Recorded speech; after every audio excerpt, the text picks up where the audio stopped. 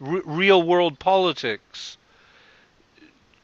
Iran is now the only strong voice left. Is that, would that be correct, to protect Muslims, Arabs, Islam?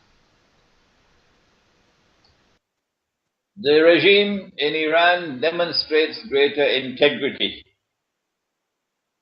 religious integrity, than most of the other regimes in the world of Islam. For example, Prophet Muhammad, Allah's blessings be upon him, prophesied. This is his prophecy, that Muslims are going to form an alliance with Rum. It's spelled, it is pronounced as R-O-O-M, Rum, but the Arabic word Rum is, it describes Eastern Christianity. When they broke away from Constantinople and they formed the church in Rome, the Roman Catholic Church, then you had two Christianities, one of the East, the Byzantine, and one of the West, which is now Rome. So the one in the East was called Rum, and in the Quran Allah refers to it as Rum.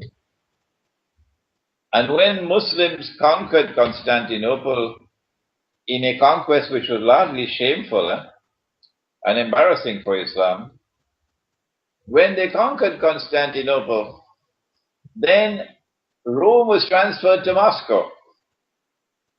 And so today Rome is Moscow and the allies of Moscow. So the Prophet prophesied that we Muslims will make an alliance with Rome. Today, who is making an alliance with Rome? Who is showing religious integrity? It's not Saudi Arabia, which is allied with the Anglo-American Zionist alliance. Rather, it is Iran. Yeah. And now Pakistan finally, since the sword is at its throat now, because India is lusting to attack from the east, and NATO is preparing to attack from Afghanistan to destroy Pakistan's nuclear plants and nuclear weapons, and to break up Pakistan into bits and pieces. That's their plan.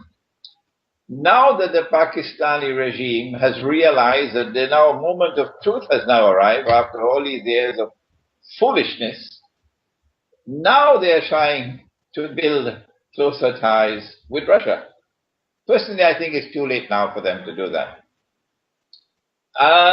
When Israel launches her attacks that we all know are going to be launched shortly, within the next few months, I believe, the impact on Turkey is going to be very interesting. There is considerable resentment amongst Turkish Muslims of the behavior of the Turkish government and the Turkish military in what happened in Libya and what is now happening in Syria. And so I am anticipating that once Israel comes out from behind the curtain and launches her wars, that is going to provoke eventually civil war in Turkey. And that civil war in Turkey, I may have mentioned this to you in my last interview, that civil war in Turkey will lead to the strengthening of the alliance with Rome, with Russia. And your viewing audience, Morris, would be fascinated to learn that Prophet Muhammad also prophesied that Constantinople would be conquered. And he praised the army that will conquer Constantinople. And he praised the military leader of that army. Now, Constantinople was conquered in the 15th century by the Ottoman Turks. And most of the world of Islam came to the conclusion that that was a fulfillment of that prophecy. But it was not. It was not. I'll tell you why. Number one, the Ottoman armed force that conquered Constantinople was comprised of three different units. One were the volunteers who actually joined the army for looting. And the second were the well-trained armed forces of all different parts of the Ottoman Empire. But then there was a third unit, and that was the elite unit, the best trained of all. And they were called the Janissaries. Do you know who they were comprised of? No. It is one of the most shameful chapters of Muslim history. That what the Ottomans did was that all the territories of Eastern Europe that they defeated, they would seize Christian children from their parents and then convert these Christian children to Islam by force, and then train these boys, give them the best possible training and education, and they became the personal army of the Ottoman Sultan. And these are the ones who fought to conquer Constantinople. That army could not be an army that could be praised by Prophet Muhammad.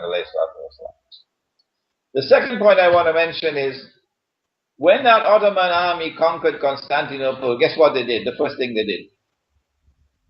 The Sultan took the pride of the Christian world, Hagia Sophia, the cathedral that was built by Justinian, and which for 1,000 years had remained the premier cathedral of the Christian world, Hagia Sophia, otherwise known as Hagia Sophia. And he converted it to a masjid, or a mosque.